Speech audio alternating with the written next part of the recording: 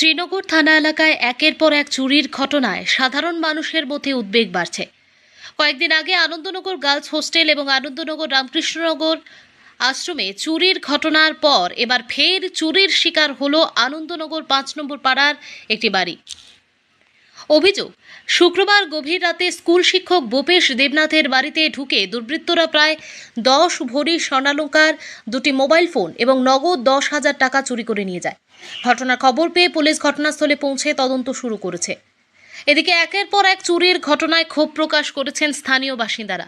তাদের অভিযোগ, প্রতিটি ঘটনার পর পুলিশ তদন্ত শুরু করলেও এখনও পর্যন্ত চুরি যাওয়া সামগ্রী উদ্ধার বা অভিযুক্তদের গ্রেপ্তারে উল্লেখযোগ্য সাফল্য মেলেনি। ফলে এলাকার নিরাপত্তা ব্যবস্থা এবং পুলিশের ভূমিকা নিয়ে প্রশ্ন উঠতে শুরু করেছে।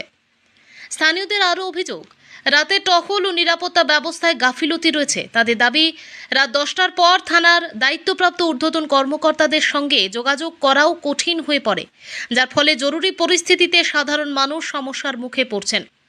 তবে এই সমস্ত অভিযোগের বিষয়ে শ্রীনগর থানার পক্ষ থেকে এখনও পর্যন্ত কোনো আনুষ্ঠানিক প্রতিক্রিয়া পাওয়া যায়নি।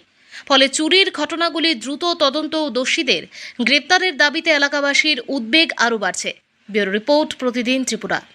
পুলিশের গাড়ি তো মাঝে মধ্যে খুব রেয়ার, একটা দুটো মাঝে মধ্যে আসতে যেতে দেখি, কিন্তু ওই যে বললাম না, আমাদের বিদ্যালয়ের পাশে ২-৩ বার চুরি হলো, এই হোস্টেল আছে, কিন্তু পুলিশের সেই রকম ভূমিকা আছে বলে আমার মনে হয়।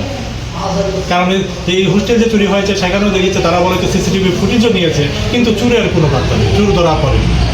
তাহলে এতে আমার পুলিশের টহলদারিটার প্রতি একটু সন্দেহ থেকে যায় না। তদন্ত যদি করতো, তার যদি আমরা দু একটা প্রমাণ পেতাম, চোর ধরেছে, ইনস্ট্যান্স প্রমাণ সহ ধরেছে, আমাদেরকে উদ্ধার করে দিয়েছে যিনি, তাহলে আমরা স্যাটিসফাইড হতাম।